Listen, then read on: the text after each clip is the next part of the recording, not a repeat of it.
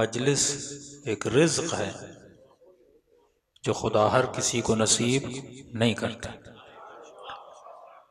रिज्क सिर्फ माल नहीं है, रिज्क सिर्फ पैसा नहीं है।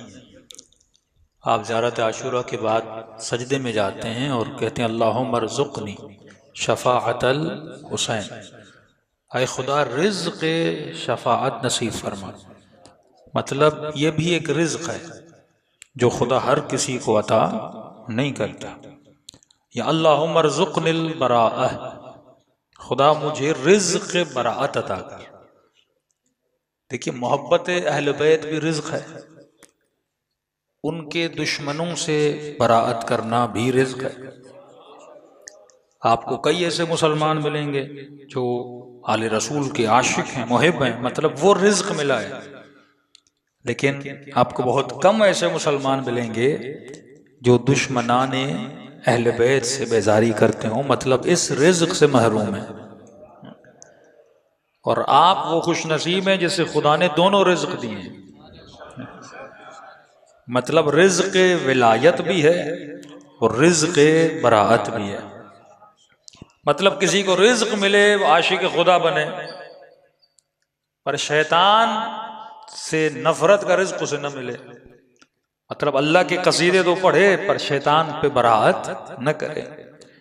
और बराअत का मतलब ये नहीं कि बिस्मिल्लाह रहमान रहीम के पढ़ने से पहले पढ़े कि औज़ु बिल्लाहि मिनश शैतानिर रजीम और उसके बाद कहे बिस्मिल्लाह रहमान रहीम कि खुदा तेरे दुश्मन से बराअत करता हूँ और तुझसे क्या करता हूँ, मोहब्बत करता हूँ। तो जबान से हो सकता है शैतान से बराअत करे, पर अपनी जिंदगी के 24 घंटों में वो शैतान का यार बना रहे और अल्लाह से फिराक इख्तियार करता रहे। तो मतलब इसने रिज़्क़ अमली नहीं पाया। रिज़्क़ सिर्फ ज़बानी नहीं है कि या अय्युहर रसूल बल्लिग़ मा उन्ज़िला इलैका मिन रब्बिक। हर मुसलमान जब कुरान पढ़ता है तो इस आयत को पढ़ता है, लेकिन इस आयत के रिज़्क़ से वही फायदा लेता है जो अली की विलायत को मानता है।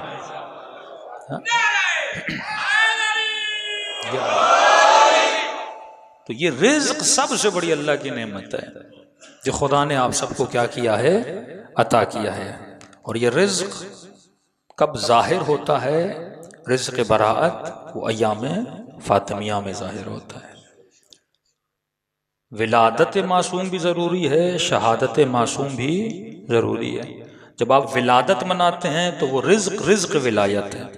जब आप शहादत मासूम मनाते हैं तो शहादत के नतीजे में जिसने जुल्म किया है उससे इंसान बराअत करता है, तो वो क्या है, रिज़्क़ बराअत है। इसी तरह मासूम फरमाते रिज़्क़ तौबा, ये भी खुदा हर किसी को नसीब नहीं करता। रिज़्क़ दुआ, रिज़्क़ मुनाजात, रिज़्क़ ज़ियारत इमाम हुसैन, किसी की मदद करना, ये भी अल्लाह का रिज़्क़ है। क्योंकि ये जो ख्याल खुदा आपके जहन में डालता है ये परवरदिगार आलम का रिज़्क़ है। खुदा नेकी का ख्याल हर किसी को नहीं देता।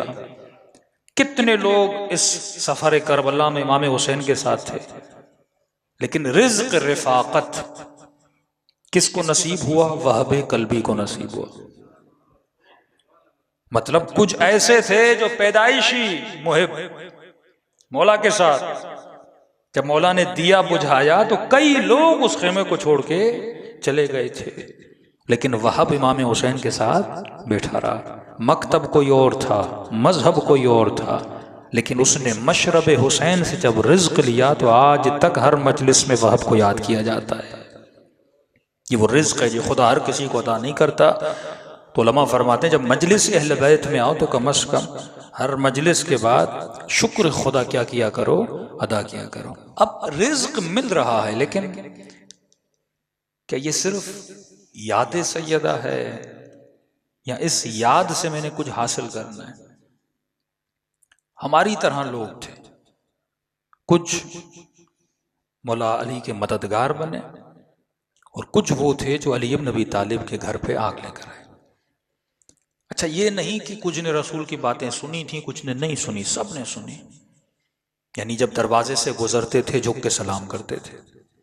सबको पता था कि बेटी के एहतराम में खड़े हो जाते हैं। यानी ये नहीं कि कोई फजीलत छुपाते थे, घरों में बातें होती थी, सबको पता था।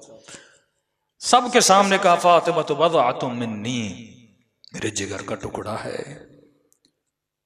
यानी पूरे मक्के और मदीने में अगर कोई बीबी जाहिदा थी, आबिदा थी, फाजिला थी, आलिमा थी, वो सैयदा फातिमा तो ज़हरा थी।